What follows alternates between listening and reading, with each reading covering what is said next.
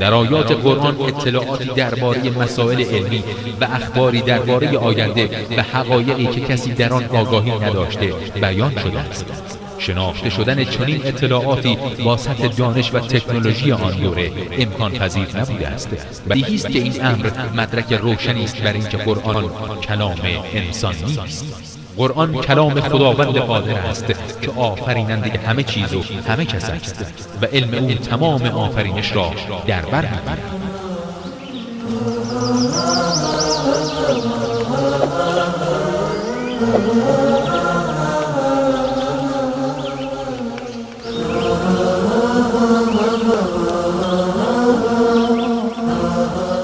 مرحبا صد مرحبا بر این کلام مستعان، صوت قرآن کرد منور تا قیامت این جهان.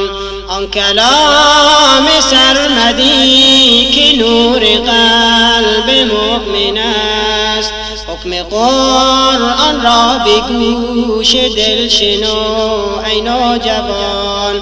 حکم قرآن را به گوش دل شنو ای نوجوان. مرحبا صد مرحبا بر این کلام مستعان، صوت قرآن کرد منور تا قیامت این جهان. آن کلام سرمدی که نور قلب مؤمن است، حکم قرآن را به گوش دل شنو ای نوجوان. ای محمد صد سلام بر تو ز گلزار برین، از خداوند کریم و از ملائک اجمعین. چون بشر کرده نجات از برکت تو بالیقین، حامل قرآن شدی از نور رب العالمین. حامل قرآن شدی از نور رب العالمین. مرحبا صد مرحبا بر این کلام مستعان، صوت قرآن کرد منور تا قیامت این جهان. آن کلام سرمدی که نور قلب مؤمن است، حکم قرآن را به گوش دل شنو ای نوجوان. آن کلام سرمدی که نور قلب مؤمن است، تا به محشر از تجاوز حرفش ایمن است. وعده خلاق بی چون است به حفظ این کلام، عاشقان را نور چشم و عارفان را محسن است. عاشقان را نور چشم و عارفان را محسن است. مرحبا صد مرحبا بر این کلام مستعان، صوت قرآن کرد منور تا قیامت این جهان. آن کلام سرمدی که نور قلب مؤمن است، حکم قرآن را به گوش دل شنو ای نوجوان. اعوذ بالله من الشیطان الرجیم. بسم الله الرحمن الرحیم.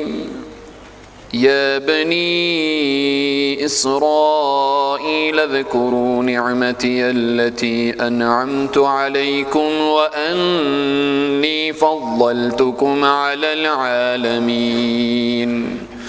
واتقوا يوما لا تجزي نفس عن نفس شيئا ولا يقبل منها شفاعة ولا يؤخذ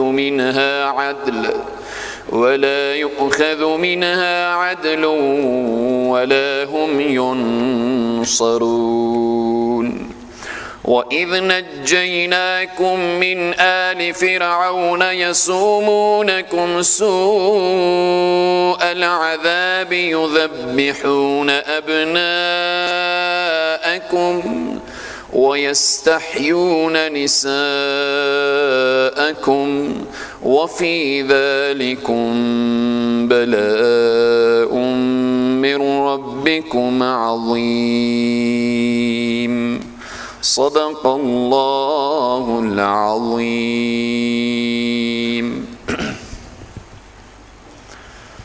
خدمت برادران عزیز و بزرگوار، جوانان و نوجوانان عزیز، همه بزرگان، موسفیدان، خواهر و برادر، السلام علیکم و رحمت الله تعالی و برکاته.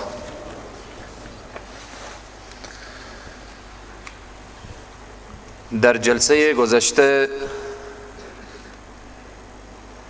از خطاب عام آمده بودیم به خطاب خاص.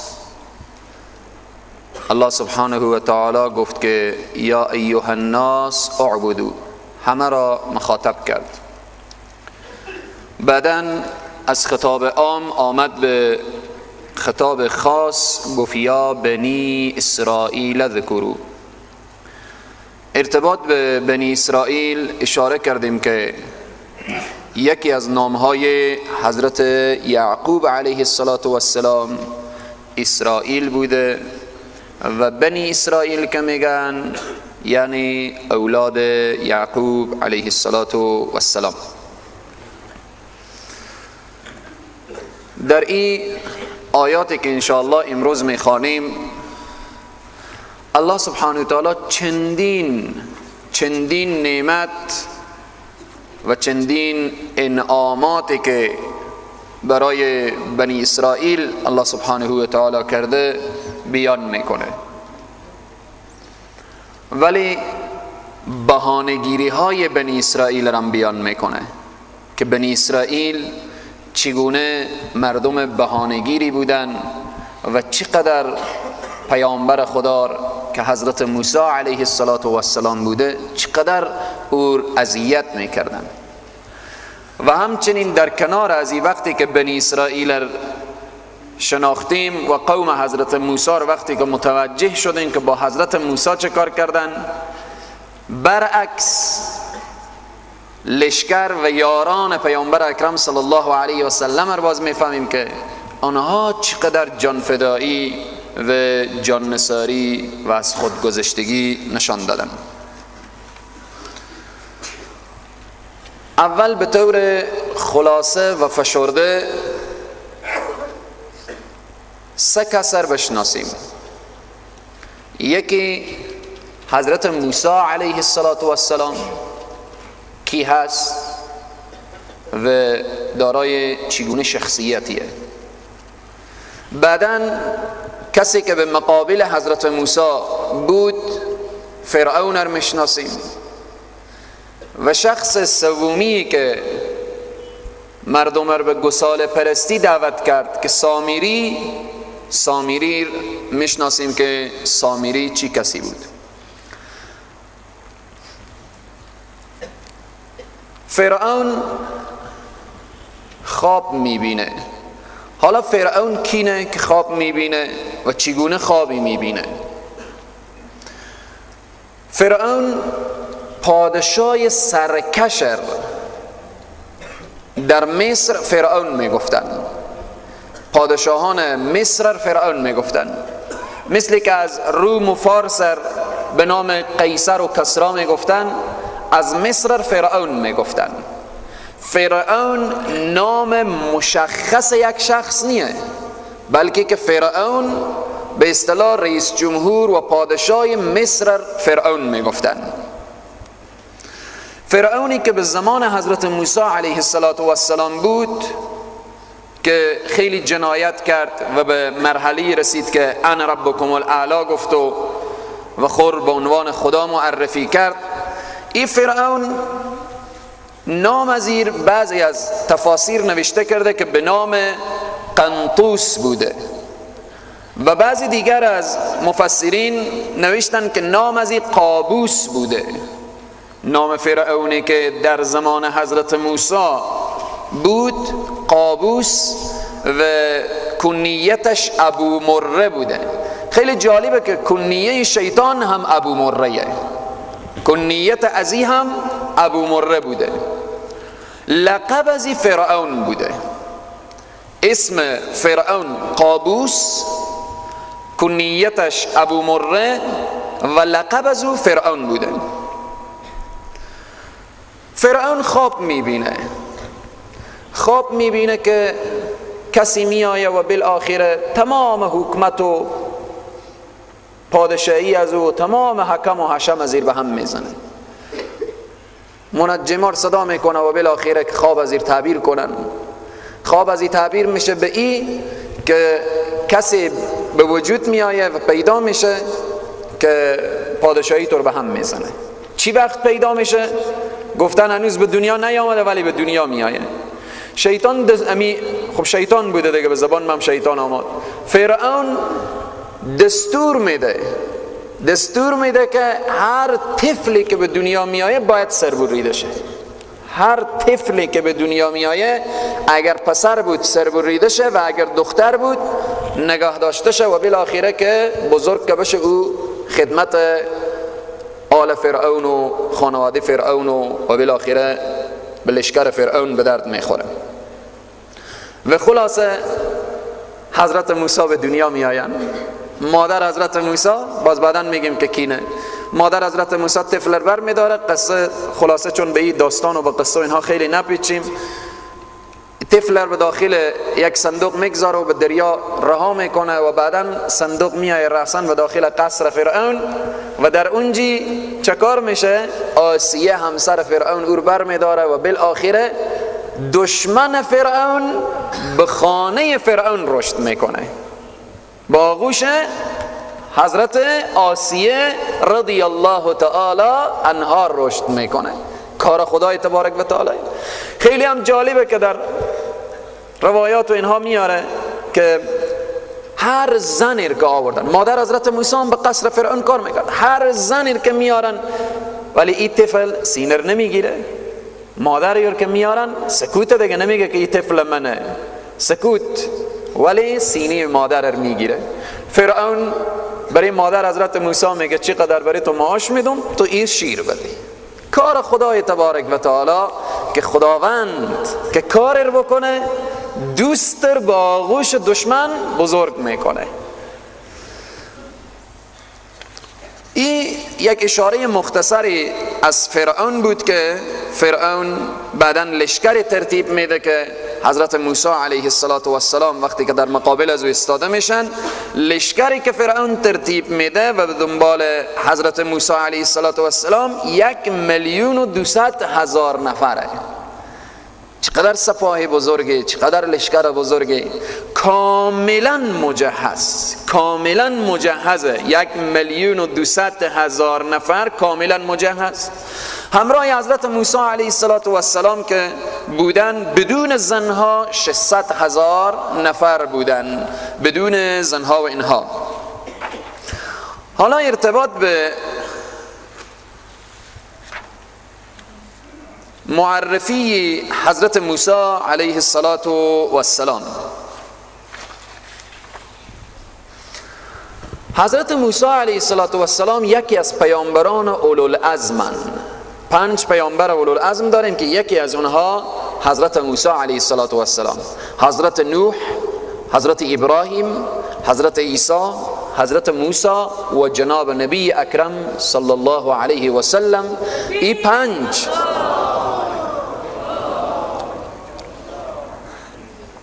5 پیامبران اولوالعزمن. حضرت موسی علیه السلام کثیر و ذکر ترین پیامبر در قرآنن. یعنی آنقدر که نام حضرت موسی علیه السلام در قرآن آمده نام هیچ یک از پیامبران نیامده. آنقدر قصه ای که از حضرت موسی علیه السلام از حضرت موسی بیان شده از هیچ یک بیان نشده. در 38 سوره و در 514 آیه ذکر حضرت موسی علیه السلام. اینا کثیر و ذکر ترین پیامبر در قرآن میگن. اسم حضرت موسی علیه السلام موسی اسم عجمیه. از لحاظ قاعده میگه غیر منصرفه. به خاطر چی؟ چون دو علت در ازی هست. وقتی که دو علت موجود شد از اسباب منع صرف او چی میگن؟ او اسم غیر منصرف میگن. موسی اسم غیر منصرفیه. دو علت چیه؟ یکی علمیت و دوم عجمه. خب از این بحث ها میگذاریم. حضرت موسی علیه السلام 250 سال بعد از حضرت ابراهیم به دنیا می آیند. 250 سال از حضرت ابراهیم علیه السلام میگذره، حضرت موسی علیه السلام به دنیا می آیند. حضرت موسی به 7 پشت به اصطلاح ما و شما یا به 7 سلسله به کی؟ به حضرت ابراهیم علیه السلام میرسن. کی هاین اینها؟ موسی ابن عمران، عمران ابن یسحر یا یسحر، یسحر ابن قاهث، قاهث ابن لاوی، لاوی ابن یعقوب، یعقوب ابن اسحاق، اسحاق ابن ابراهیم علیهم السلام. به 7 سلسله یا به 7 پشت حضرت موسی علیه السلام به کی؟ به حضرت ابراهیم علیه السلام میرسن. پدر حضرت موسی عمرانه، مادر حضرت موسی یوکابود، یوکابود مادر حضرت موسی علیه السلام. اما بسیاری از کتابا به نام لوخا منویسه، مادر حضرت موسی علیه السلام. این خلاصه معرفی حضرت موسی علیه السلام بود. حالا ارتباط به سامری وقتی که در آیات رسیدیم انشاءالله توضیح میدیم. الله سبحانه و تعالی انعامات زیادی به بنی اسرائیل کرد و بنی اسرائیل هم هر چی که فکر کنیم بهانه‌های عجیب و غریبی به همراه پیامبر خدا میگرفتن که میخوانیم در ای آیات که قوم حضرت موسی چگونه قومی بودن.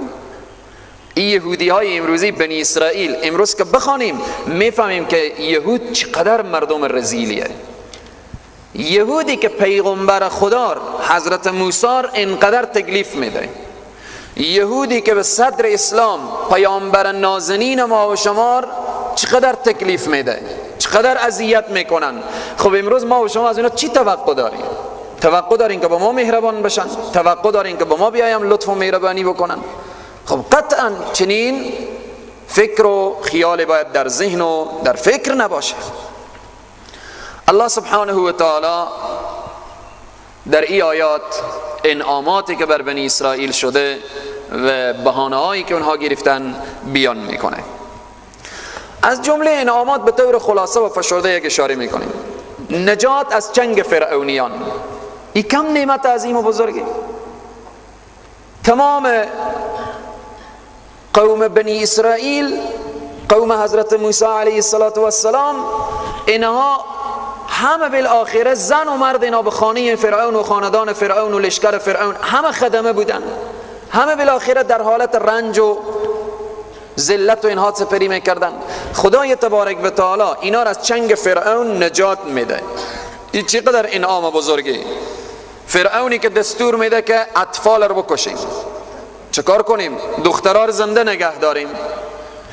فرعون غرق میشه، حضرت موسی علیه السلام با قوم خود نجات پیدا میکنه. چقدر انعام بزرگی. غرق شدن فرعون خیلی مسئله مهمیه که در این آیات، ولی قوم فرعون خیلی متوجه نمیشن و نعمتهای الله سبحانه و تعالی همه به فراموشی می سپارن، شروع میکنن به کفران نعمت و به بهانه‌گیری و به اینها. آیات رو میخوانیم و در هر جا که لازم بود توضیح میدیم. یا بنی اسرائیل، ای بنی اسرائیل، ای اولاد یعقوب، ای فرزندان یعقوب، ای پیغمبر زاده ها، اذکروا نعمتی، یاد کنید، به یاد بیاورید نعمت مرا، التی چنان نعمتی که انعمت علیکم، که انعام کردم بر شما، و انی همانا و هراین من فضلتکم، فضیلت دادم شما را، ای بنی اسرائیل علی العالمین. بنی اسرائیل فضیلت داشتن بر تمام عالمین. در تمام عصرها و در تمام زمانها تا زمان پیامبر اکرم صلی الله علیه وسلم بنی اسرائیل با فضیلت ترین مردم بودن. بعضی از علما و مفسرین میگن که فضلتکم، فضیلت دادیم تو را یا فضیلت دادیم شما را علی العالمین، یعنی بر عالمین زمان شما. در عصری که قوم حضرت موسی علیه السلام یا بنی اسرائیل که بودن، در همون زمان خو بر همه فضیلت داشتن. اینجا الله سبحانه و تعالی میگه واتقوا، بترسید ای پیغمبر زاده ها بترسید. حالا مهم این جگایه که ما آخوندم الله همیشه میگیم ای مردم بترسیم. اگر سید، خواجه، اگر آقای، اگر مولوی، مولانای، هر کس که هست استاده میشیم ای مردم بترسیم. خواهم یک دفعه بگیم که ای ملا بترسیم از خدا، ای آقاها و سیدا و بالاخره فلانزاده ها و فلانزاده ها بترسیم از خدا. همیشه مگر عوام مخاطب باشه؟ الله سبحانه تعالی به این جگاه چقدر زیبا میگه ای پیغمبر زاده ها واتقوا. نمیگه شما بریم مردم رو بترسانیم، خود شما بترسیم. شما خیلی بیرا شدیم، میخی از خط و شریعت و از اینها، شما از دایره دین و از اینها شما پا فراتر گذاشتیم. واتقوا، بترسید. خب یوما، از روزی که لا تجزی، کفایت نکنه، نفس عن نفس، هیچ کس از هیچ کس. از این روزی که هیچ کس به درد کسی نمیخوره، از این روز بترسیم. اینا که پیغمبر زاده بودن میگفتن ما چرا بترسیم؟ ما هستیم اولاد پیغمبرا، اولاد ابراهیم و اسحاق و یعقوب، ما چرا بترسیم؟ ما که به صحرای محشر خلاصه بهشت جایگاه ما هست، بهشت مال ما هست، پدران ما شفاعت میکنن، ما چرا بترسیم؟ اینجا الله میگه واتقوا یوما، بترسیم از روزی که لا تجزی نفس عن نفس، کفایت نمیکنه هیچ کس یا هیچ نفسی از هیچ نفسی شیئا، چیزی را، ولا یقبل، و قبولم نمیشه منها از او شفاعت، شفاعتی، ولا یؤخذ، و گرفتم نمیشه منها از او عدل، عوض و فدیه، رشوت، ولا هم ینصرون، و نه هم برای از اونا چیه؟ یاری داده میشه. در دنیا در این آیه مبارکه 4 موضوع اشاره میکنه. در دنیا اگر یک کسی به دام حکومت میفته، به دام حکومت که افتاد، مجرمه دیگه، جرم داره، چه کار میشه؟ اگر یک انسان با نفوسی بود یا بالاخره پولداری بود، به قدم اول میگن که ای به زندان نشینه، عوضی هم میشینه. ای در دنیا می کارا میشه دیگه. یک برادر تصادف میکنه، میایه بالاخره برادر دگی و میگه عوض از این میشینم. خب به یک طریقی شاید قبول بشه، شاید قبول بشه. اگر این قبول نشه چه کار میشه؟ باز یک شخص دیگه شفاعت میکنه، میره میگه من ضامن عظیمشم، شما این رها کنیم. به می طریق ضمانته. اگر ضمانت هم نشد، شخص پول داره، از پول استفاده میکنه، 10 سال زندان خور میاره، به 2 سال زندان خورم بهم هیچی، از پول استفاده میکنه.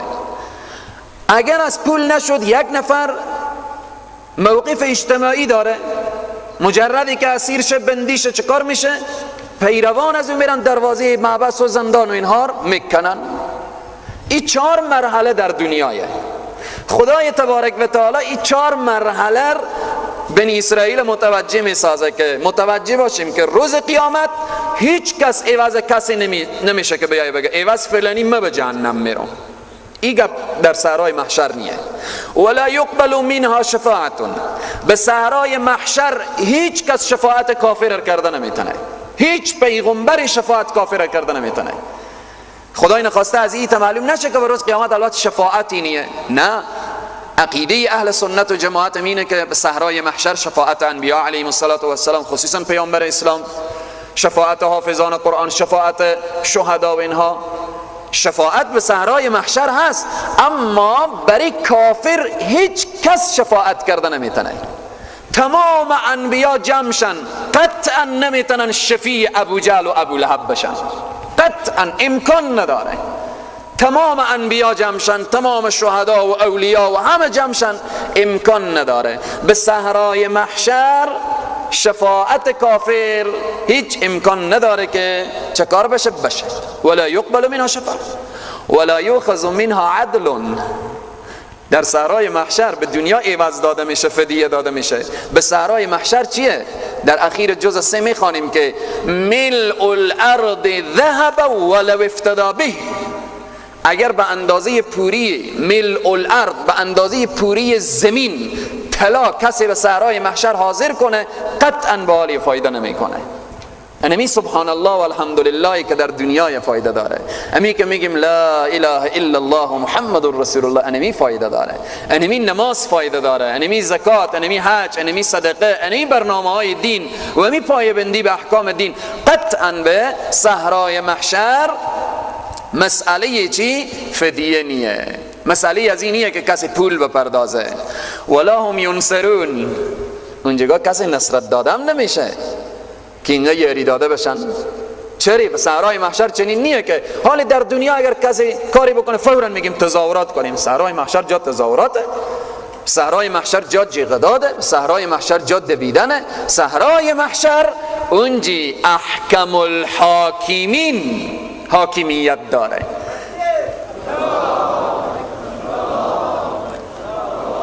اینجی ختم بنی اسرائیل چه کار کرد؟ بخوان که ای بنی اسرائیل، ای پیغمبر زاده ها، شما دیگه مطمئن نباشیم که ما اولاد یعقوب و اسحاق و ابراهیمیم، به صحرای محشر از ما پرسان نمیشه. نه، قطعا چنین فکری باید در ذهن شما راه نداشته باشه. یگانه راه نجات شما واتقوا، بترسیم از الله سبحانه و تعالی او روزی که نه نفس نه مال و نه سرمایه و نه هم دوست و آشنا و اینها، هیچ کس ایمان که نبود هیچ چیزی به درد نمیخوره. نعمت دیگر را یاد میکنه، نعمت ها شروع میشه، انعامات. و اذ نجیناکم، یاد آورید هنگامی که نجیناکم، نجات دادیم ما شما را. از کجا؟ من آل فرعون، از چنگ فرعون شما را نجات دادیم. که فرعون چه کار میکرد؟ یسومونکم سوء العذاب، که میچشان شما را به بدترین عذاب. بدترین عذاب فرعون به شما روا می داشته، الله شما را نجات داد. این بدترین عذاب چی بود؟ یذبحون ابناءکم، ذبح می کرد، می کشت ابناءکم، فرزندان شما را. و یستحیون نساءکم، و باقی می گذاشت چی؟ نساءکم، دختران شما را، زنان شما را. طفلایی که دختر بودن به دنیا که می آمدن، اینها می گفت نکشیم که اینها بزرگ بشن، باز به درد لشکر و بالاخره به درد خدمت و اینها می خورن. این ظلم و این جنایت کی بود؟ جنایت فرعون بود. فرعون چه کار میکرد؟ یذبحون ابناءکم. این فرعون مصر بود. اما امروز فرعون سوریه چه کار میکنه؟ فرعون سوریه ایکو فرعونی بود که به مقابل حضرت موسی علیه السلام استادگی کرد، چنین اعمال خلاصه زشت را انجام میداد. عین همین فرعون سوریه بشار اسد، فرعون سوریه چه کار میکنه؟ طفلای مسلمان ها ذبح میکنه، طفلای مسلمان ها ذبح میکنه و دختران مسلمان ها نگاه میداره که تا حتی به ناموس و دختران سوریه هم تجاوز شده. پس این برادران عزیزون باید فرعونا رو بشناسیم. فرعونای وقت و زمانه. حالا فرعون همین عصر و زمان فرعون سوریه بشار اسد، بشار اسد جنایتکار که ظلمش، ستمش، طغیانش، سرکشیش همه به اوج خود که رسید یک طرف، که با تیغ اری، خدا بهتر میفهمه که او چی هست، با یک چکه آهنی اطفال مسلمان ها چه کار میکنه؟ یذبحون، ذبح میکنه. پس در این قسمت باید که ما و شما خیلی متوجه باشیم که فرعونای وقت و زمان رو بشناسیم. و فی ذالکم بلاء من ربکم عظیم. ففی ذالکم، در همی کار در همی جریانی که الله سبحانه و تعالی شما را نجات داد از چنگ فرعون یا شما را نجات داد از این جنایتی که او ذبح همی کرد، بلاء یعنی این آزمایش من ربکم از جانب پروردگار شما، عظیمون صفت از بلاءونه که یعنی این ابتلا و آزمایش بسیار بزرگی بود. خدای تبارک و تعالی شما را چگونه ابتلا و آزمایش کرد. وقتی که لشکر فرعون وقتی که حرکت میکنه به تعقیب لشکر حضرت موسی علیه السلام، گفتیم که 1,200,000 نفر لشکر فرعون بود. قوم حضرت موسی علیه السلام به چندی؟ به 600 میرسیدند. وقتی که اینا حرکت میکنن، خدای تبارک و تعالی به حضرت موسی دستور میده که حرکت کنه رو به طرف دریا. رو به طرف دریا حضرت موسی میان رو به طرف دریا. عجب ابتلا و آزمایشیه. وقتی میاین به طرف دریا، حضرت موسی که به کنار دریا میرسن که راه بند دیگه، دریای پیش رو، دریایی که چقدر عمق داره، چقدر عرض و طول و اینها داره.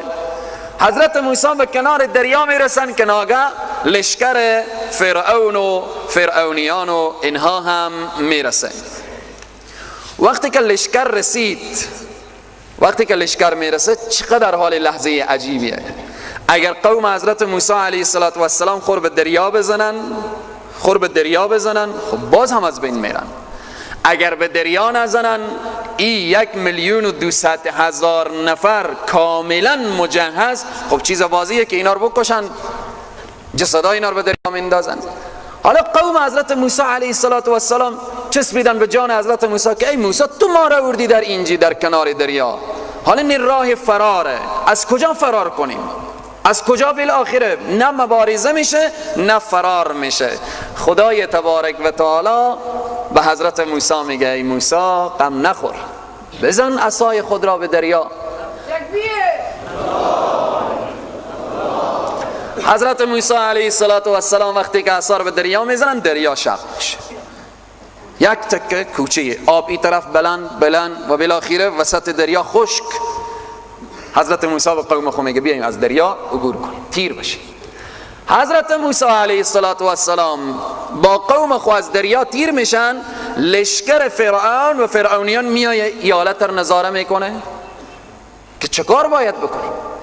فرعون حالا جرأت نمیکنه که اگر داخل آب بشه مبادا آب بیایه بالی از اینا، و اگر بالاخره در حالت تردد و بالاخره شک و تردید که آیا داخل بشه یا نشه، در روایات میاره میگه که حضرت جبرائیل علیه السلام با اسب سوار بود، با اسب سوار شد، آمد اسب حضرت جبرائیل به کنار اسب فرعون.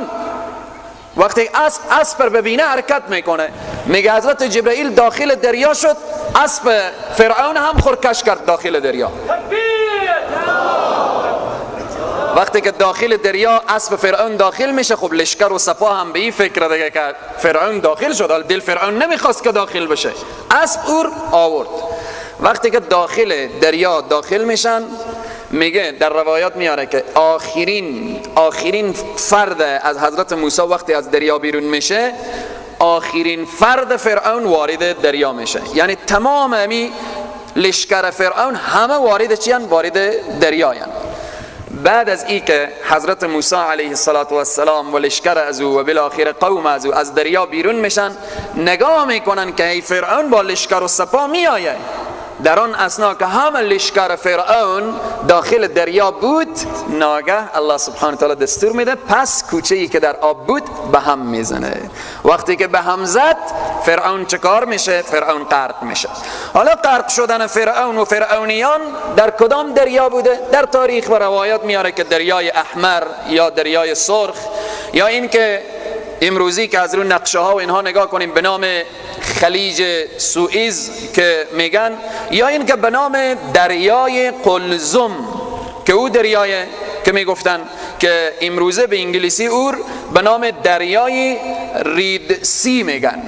خلاصه دریایی بود، دریای احمر، خلیج سوئیس که فرعون در او غرق شد، که امروزه میگن که جسد فرعون که از او دریا کشف شده، والله اعلم. وقتی که فرعون غرق میشه، اینجی الله سبحانه و تعالی در این اشاره میکنه این نعمت یاد آور و اذ فرقنا بكم البحر، یاد آور هنگامی که ما چه کار کردیم، باز کردیم برای شما البحر، بحر را، فانجیناکم، نجات دادیم شما را. این کار خدایه که دریا شق میشه، قوم موسی علیه السلام نجات پیدا میکنن، قوم فرعون چیکار میشه؟ غرق میشه. و اغرقنا آل فرعون، ما غرق کردیم آل فرعون را، و حالان که و انتم تنظرون، شما چیکار نظاره میکردید. ارتباط به نابودی دشمن یک اشاریه. کسی دشمن داره، اگر کسی بشنوه که دشمن از اون نابود شده، چقدر خوشحال میشه؟ خیلی خوشحال میشه دیگه. بشنوه که دشمن نابود شده خوشحال میشه، حالا ندیده که چگونه نابود. ما و شما وقتی که بشنویم که بخیر انشاءالله به توفیق پروردگار عالم که انشاءالله شاهد پیروزی، فتح و نصرت مردم سوریه باشیم، اگر بشنویم که بشار اسد رفت به دنبال فرعون، چقدر خوشحال میشیم؟ خیلی خوشحال میشیم، در حالتی که ندیدیم. اگر باز ببینیم اور به قفس کردن مثل قلدران دنیای دیگر و بالاخره اور به قفس و آوردن به دار زدن، ما و شما مشاهده کردیم که چقدر ای باز بیشتر لذت میبریم. ای بیشتر لذت آدم دشمن خور ببینه که یعنی اور به دار میکشن، اور بالاخره میزنن، اور از بین میبرن، ای دیگه لذته. اما اگر دشمن رو بیارن به دست انسان بدن که ایر تو بکش، ای چقدر لذت از این دیگه باز بالاتره. با او آهنی که طفلای معصوم سوریه ذبح میشه، اگر همون تا آهنی به دست ما و شما بدن و به بشار اسد هم بدن، چی کیفی داره؟ واه واه واه واه، که این انسان به دست خودم به جهنم بفرسته، به دست خود. ایت جنایتکارا، ایت انسانهای ظالم، ایت انسانهای فرعون صفته. حالا در اینجا الله میگه و انتم تنظرون. نابودی دشمن گفتیم سه حالت داره. یک حالت انسان میشنوه دشمن نابود شده خوشحال میشه، یک حالت دشمن رو به چشم سر میبینه که ای نابود میشه، یک حالت اینه که دشمن رو با دست خود انسان از بین میبره. کدام یک بیشتر لذت داره؟ همین که به دست انسان او از بین ببره. حضرت لوط علیه السلام وقتی که به دشمنا از عذاب میایه، خدای تبارک و تعالی میگه ای لوط از شهر بیرون شو، پشت سرم نگاه نکن. حضرت لوط علیه السلام از شهر بیرون میشه، قومی که پشت سر به او ظلم و ستم و اینها میکردن و کافرایی که پشت سر بودن، چه کار شد؟ الله سبحانه و تعالی فجعل عالیها سافلها، این قوم را از بین برد. حضرت لوط علیه السلام ندید، ولی خوب کاری دشمن نابود شد دیگه. حضرت موسی علیه السلام از دریا بیرون میشن، باز نابودی دشمن را نظاره میکنن. نابودی دشمن را چه کار میکنن؟ نظاره میکنن، نگاه میکنن که فرعون چی دستقبالک میزنه به داخل بحر. فرعون تو که میگفتی انا ربکم الاعلی، تو که میگفتی من خدای والا و بالایم، نجات دی خورده، چرا چقدر دستقبالک میزنی؟ حضرت موسی علیه السلام نگاه میکردن، خب لذت میبردن از این نگاه کردن، دشمن خور میدیدن که نابود میشه. اما این افتخار نصیب پیامبر اکرم صلی الله علیه و سلم میشه که ابو جهل، امیه و شیبه و عتبه در بدر در زیر پای رسول الله صلی الله علیه و سلم جان میدن. رسول الله صلی الله علیه و سلم دشمنان خور با دستان مبارک خو از بین میبرن. این دیگه لذت داره، لذت خاص خور داره. خداوند ایر نصیب پیامبر اکرم صلی الله علیه و سلم. سر ابو جهل به بدر از تن جدا میشه. او صحابه‌ای که سر از تن جدا میکنه میای میندازه پیش پای پیغمبر صلی الله علیه و سلم که این سر ابو جهل، و همچنین عتبه و شیبه و اینها. و دشمنان دیگری. این لذت خاص خورداره که الله سبحانه و تعالی دشمنان پیامبر اسلام صلی الله علیه و سلم در بدر در زیر پای پیغمبر صلی الله علیه و سلم قرار داد که سر فرعون را با پاخ و رسول الله صلی الله علیه و سلم او طرف انداختن، گفتن این فرعونی بود که در بین امت من قرار داشت. این فرعون این عصر و زمان بود. خدای تبارک و تعالی دشمنان اسلام را به دست مسلمان ها نابود کنه که مسلمان ها ببینن و با دستان خود خلاصه دشمنان نابود کنه. امروز هم میبینیم که نابود میکنن. مجاهدین در هر گوشه دنیا که تلاش اینایه، اگر در افغانستان، اگر در عراق، اگر در سوریه، مردانوار می جنگن. مردانوار. دنیای غرب امروز درسته دیگه، اگرچه بارها و بارها این اشاره کردیم که ما دو مسلمان داریم، یک مسلمان امریکایی داریم، یک مسلمان محمدی داریم. اگر مسلمانی بودی که شعله خور بخور پرده خور بکن، مسلمانی بودی که به خیر شر جامعه هم کار نداشته باش، مسلمانی بودی که به حجاب و بی‌حجابی و به خوب و بد کار نداشته باش، مسلمانی بودی که بالاخره با یهود و نصارا هم روبرو شدی، سلام علیکم کردی، دست محبت و دوستی دادی، این مسلمان در امروزه خوب مسلمانیه.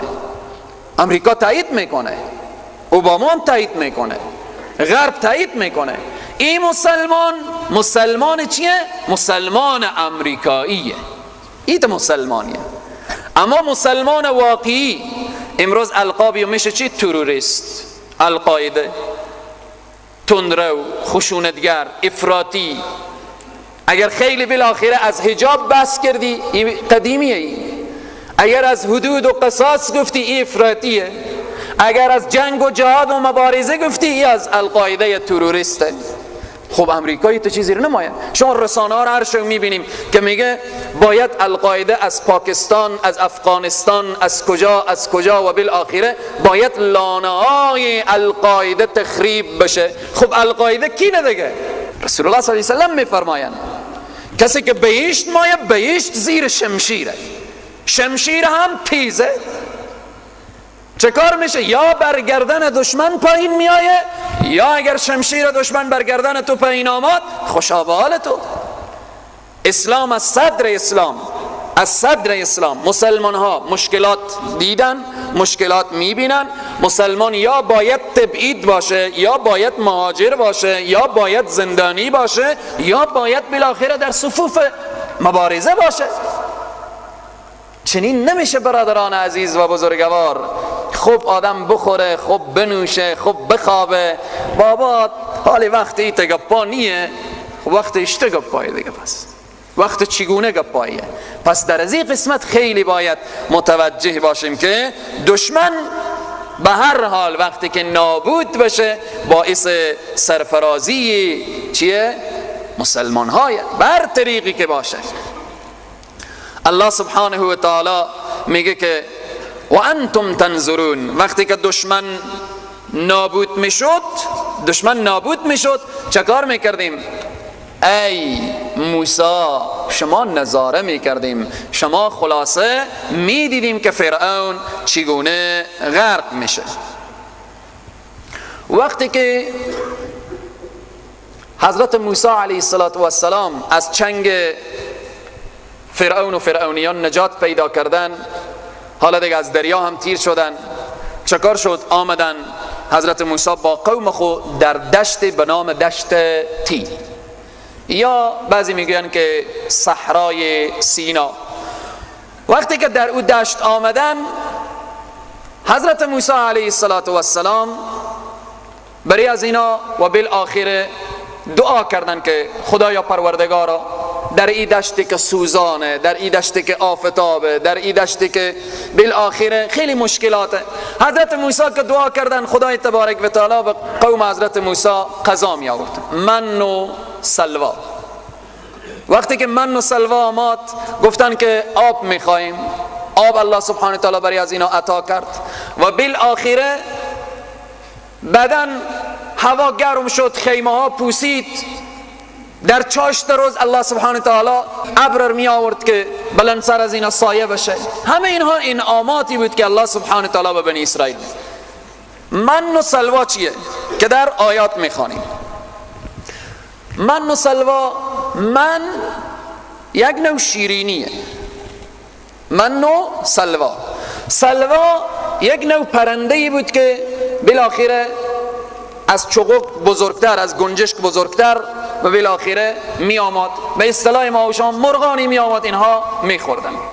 خب چیز واضحه، کسی که شیرینی بخوره اور چی؟ اور گوشت عوض میکنه. گوشت که بخوره اور شیرینی عوض میکنه. هر دو تار بخوره تشنه میشه. اینا من و سلوار خوردن، گفتن آب ماییم.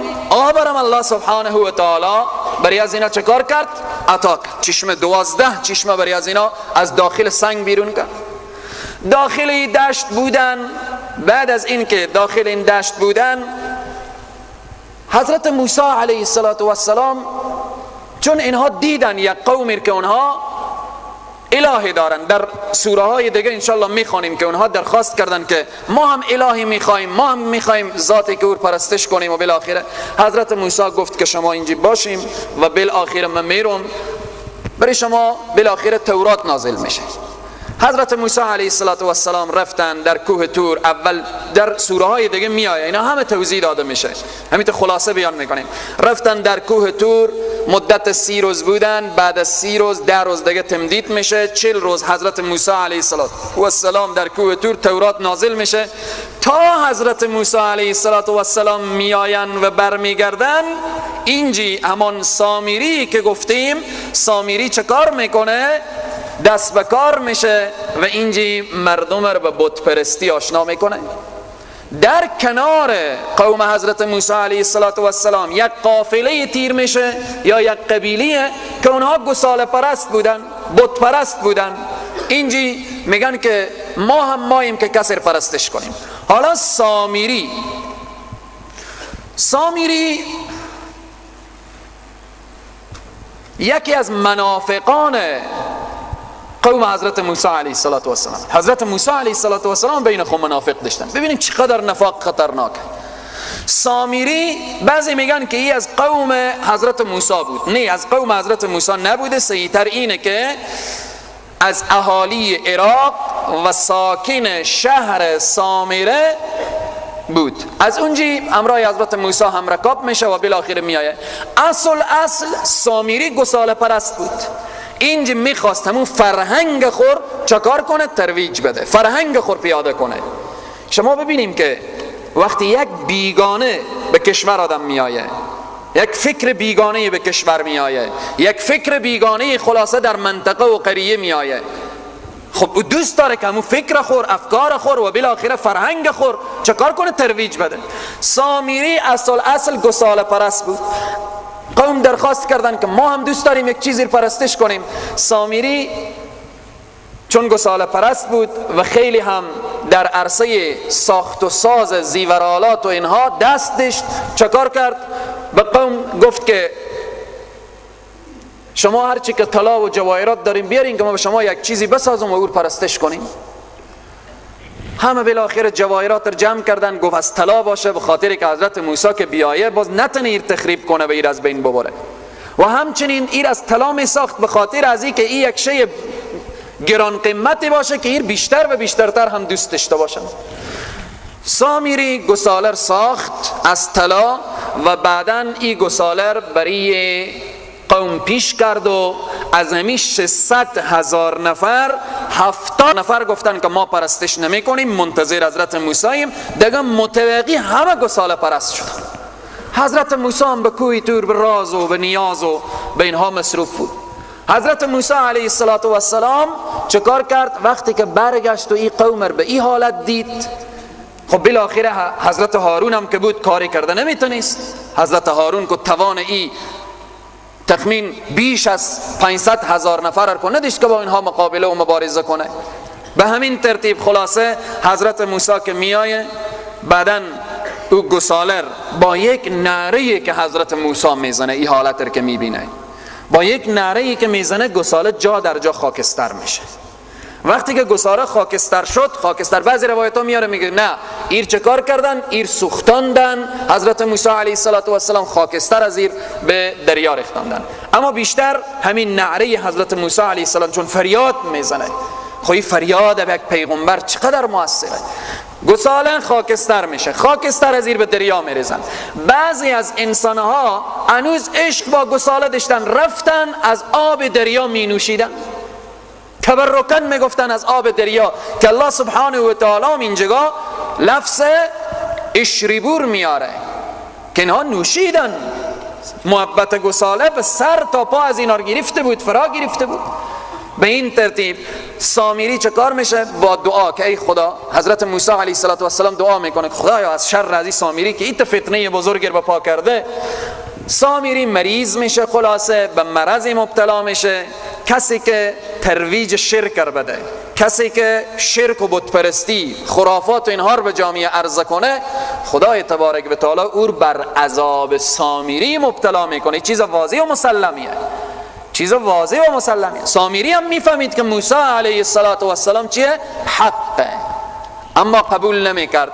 خداوند سامری به یک مرض مبتلا میکنه که اون مرض چنان مرضیه که هیچ کس پیش سامری رفته نمیتونه و سامری مثل یک کلب چه کار میکنه؟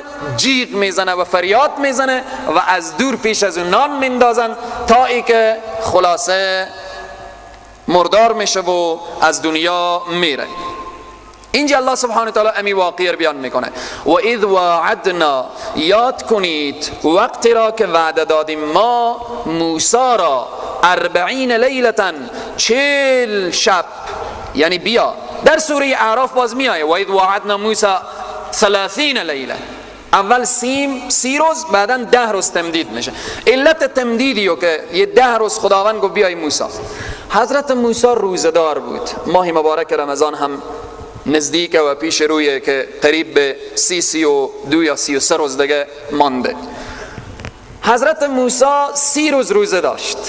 به روز 30 مسواک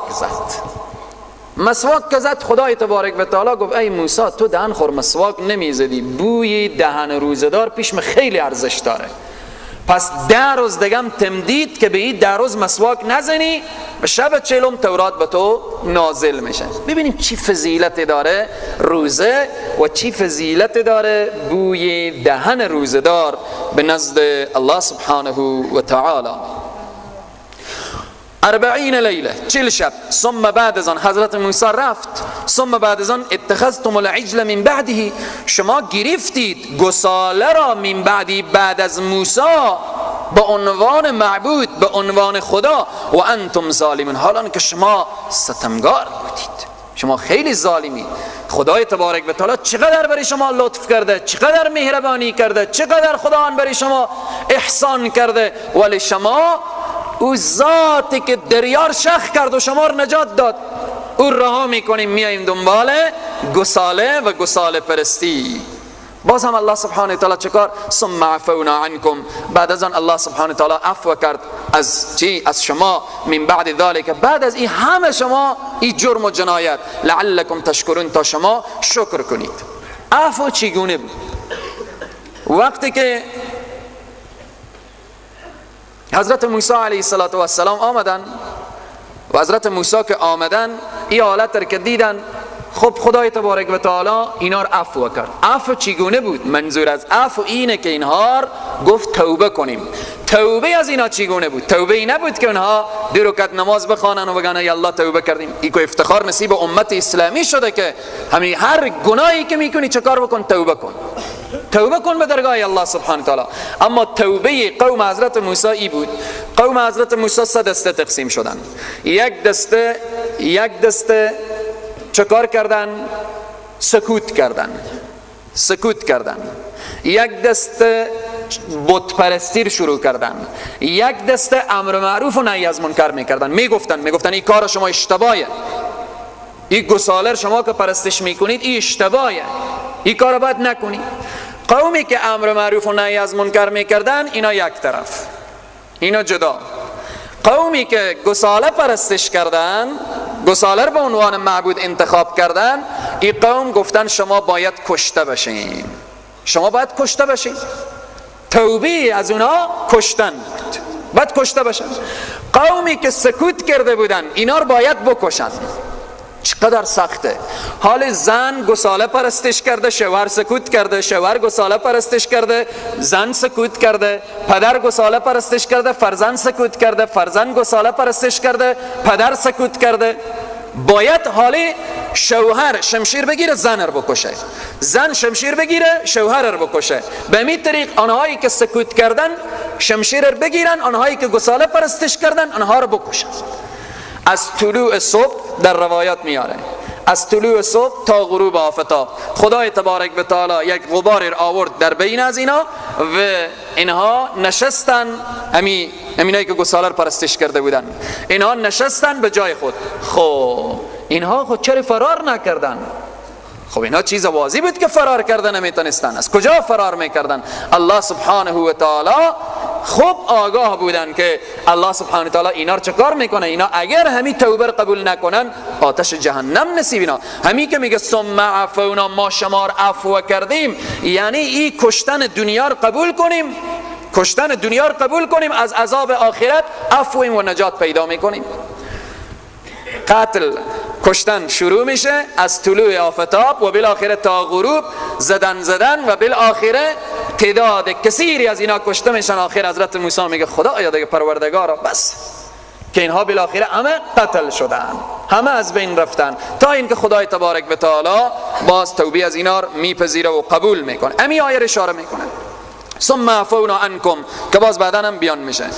پس عفو کردیم از شما، من بعد ذالک، بعد از این همه جنایتی که شما کردیم، لعلکم تشکرون، تا شما شکر کنید الله سبحانه و تعالی. و اذ آتینا، یاد آورید هنگامی که دادیم ما موسی را الکتاب، و موسی تورات را دادیم، و الفرقان، معجزه‌ای دادیم، لعلکم تهتدون، تا چه کار بشه؟ تا این که به وسیله همین تورات و همین معجزات لعلکم، امید است که شما تهتدون، شما راهیاب بشید، راه پیدا کنید. و اذ قال، یاد آور هنگامی که گفت موسی لقومه، برای قوم خود، یا قومی، ای قوم من، انکم، همان شما، ظلمتم، ظلم کردید، انفسکم، بر نفسای خیش. به چی سبب شما ظلم کردید؟ به این سبب که به اتخاذکم العجل، گرفتید شما عجل، گساله را به عنوان معبود، به عنوان خدا. فتوبو، پس توبه کنید، الی بارئکم، به سوی خالق خیش، فقتلوا انفسکم، بکشید نفسهای خیش را. که پیشتر اشاره کردیم که چرا اینا کشته بشن؟ به خاطر که توبینا زمان قبول میشد که باید کشته بشن.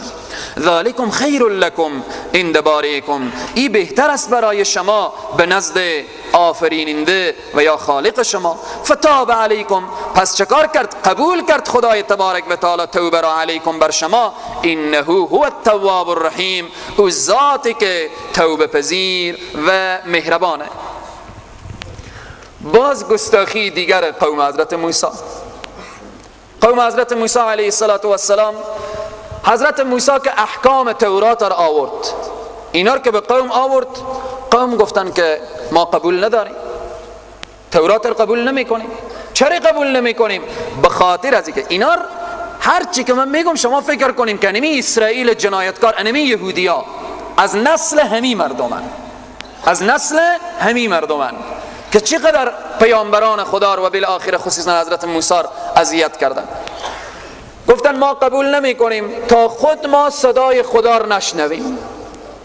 حضرت موسی علیه السلام از بین از این قوم خو 70 نفر و بالاخره همون نخبگان و بزرگان و اینها اشراف جمع کرد و اینا رو وردشت ببرد به کوه تور.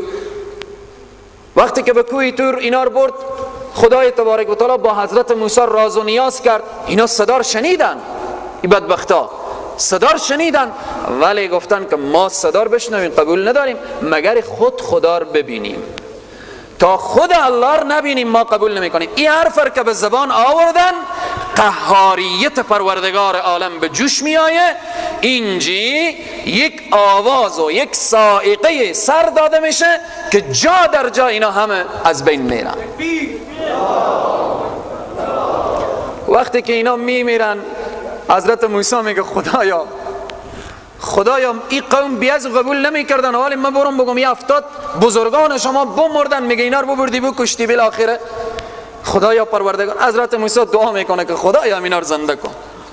خدای تبارک و تعالی این 70 نفر پس زنده میکنه که از جمله کارهای شاذ که نادره و بالاخره بعضی استثنائیه انمی زنده شدن انمی قوم حضرت موسی، مگر نه هر انسانی مراحلی داره که گفتیم که احییت نسنتین، اما تنسنتین میته آیه مبارکه که انسان 2 مرتبه زنده میشه 2 مرتبه میمیره، اما اینا استثنائیه. وقتی که اینا زنده میشن، اینا که زنده میشن رنگا از این کافرها پریده. اعمال یهودی ها رو نگاه کنیم، به بین 100 تا مسلمون شما یک یهودی یک کافر راه کنیم از دور معلوم میشه. چرین اعمال چرین مرده های رنگا اینا پریده. اینا چون از نسل همون آین که مردن و پس خداوند اینا رو به برکت دعای حضرت موسی علیه السلام چیکار کرد؟ زنده کرد. بعضی از مفسرین هم میگن نه، اینا با اون نعره بیهوش شدن، خدای تبارک و تعالی برکت دعای حضرت موسی اونا رو پس به هوش آورد. انمی آیه اشاره میکنه و اذ قلتم، یاد کنید، و اذ قلتم، وقتی که گفتید یا موسی، ای موسی، لن نؤمن لك، هرگز ما ایمان نمیاریم به تو، حتی نر الله جهره، تا این که ببینیم خدا را آشکارا. وقتی که اینا ایت درخواست و ایت خواهش بیجایر کردن، فاخذتكم الصاعقه وانتم تنظرون، پس گرفت ایشان را یک آوازی، یک صاعقه، و انتم تنظرون، و شما میدیدید همو حالت و اینها. ثم بعد از آن بعثناکم، برانگیختیم ما شما را، من بعد موتکم، بعد از این موتی که به شما رسید، لعلکم تشکرون، تا شما شکر کنید. الله میگه شما رو باز زنده کردم که شما بندی شاکر بشیم، اما نه، اینا لحظه به لحظه گستاختر می شدن، لحظه به لحظه خلاصه لجام گسیخته تر می شدن.